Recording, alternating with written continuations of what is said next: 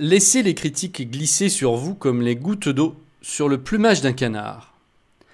Il n'est jamais vraiment plaisant de recevoir des critiques. Parmi elles, il y a les critiques constructives, les critiques négatives. Pour le premier type de critique, il suffit de rester ouvert, à l'écoute. Même s'il n'est pas toujours facile de les accepter sur le moment, elles vous font avancer et permettent d'avoir un regard plus objectif sur vous-même ou sur ce que vous faites. Ce sont des critiques positives qui peuvent être faites par un professeur, un mentor, un ami en qui vous avez confiance, etc. Elles vous aideront à sortir la tête du guidon et à rectifier le tir si vous le devez. Parfois même, elles vous sauveront ou vous conduiront vers le succès. En tous les cas, débarrassez-vous de la susceptibilité autant que vous le pouvez, car c'est une fausse amie et elle vous rendra toujours malheureux. Le deuxième type de critique, quant à lui, ne sert à rien. En général, celles-ci ne sont émises que pour vous tester ou vous désarçonner. Elles proviennent soit de personnes jalouses, soit de personnes qui ont un malin plaisir à détruire. En général, les deux sont reliés, car une personne qui est bien avec elle-même ne dénigre jamais. Il peut aussi y avoir ce que j'appelle les critiques maladroites. Certaines personnes, dans leur bonne foi, fidèles à leur vision des choses, vous tiennent des propos qui peuvent parfois aller trop loin et ne se rendent pas compte de l'impact que leurs paroles peuvent avoir. Dans tous les cas, mettez en application le deuxième accord Toltec. Quoi qu'il arrive, n'en faites pas une affaire personnelle. Et pour les critiques purement méchantes, qui n'ont aucun sens, laissez-les glisser sur vous comme les gouttes d'eau sur le plumage d'un canard. Ne donnez pas de réponse et ne réagissez pas. Sinon, vous leur donnez vie et vous créez ce dont vous ne vouliez surtout pas. Même chose pour les insultes. Les insultes n'ont aucune réalité, à moins que vous ne décidiez de le leur donner vous-même. Le lanceur ne se rend pas compte que c'est à lui-même qu'il destine ses propres insultes.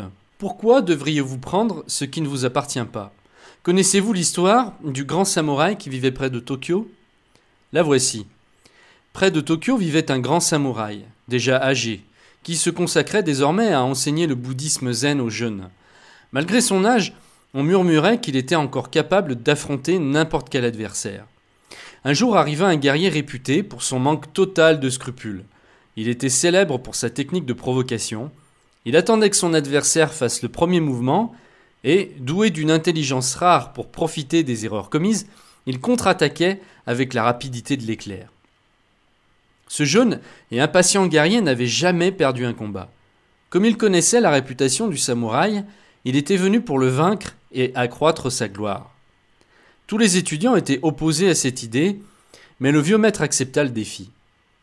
Ils se réunirent tous sur une place de la ville et le jeune guerrier commença à insulter le vieux maître.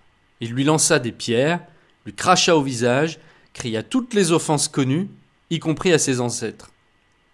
Pendant des heures, il fit tout pour le provoquer, mais le vieux resta impassible. À la tombée de la nuit, se sentant épuisé et humilié, l'impétueux guerrier se retira.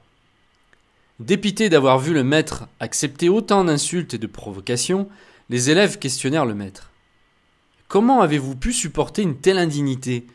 Pourquoi ne vous êtes-vous pas servi de votre épée, même sachant que vous alliez perdre le combat, au lieu d'exhiber votre lâcheté devant nous tous ? Si quelqu'un vous tend un cadeau, et que vous ne l'acceptez pas, à qui appartient le cadeau ? Demanda le samouraï. À celui qui a essayé de le donner, répondit un des disciples. Cela vaut aussi pour l'envie, la rage et les insultes, dit le maître. Lorsqu'elles ne sont pas acceptées, elles appartiennent toujours à celui qui les porte dans son cœur.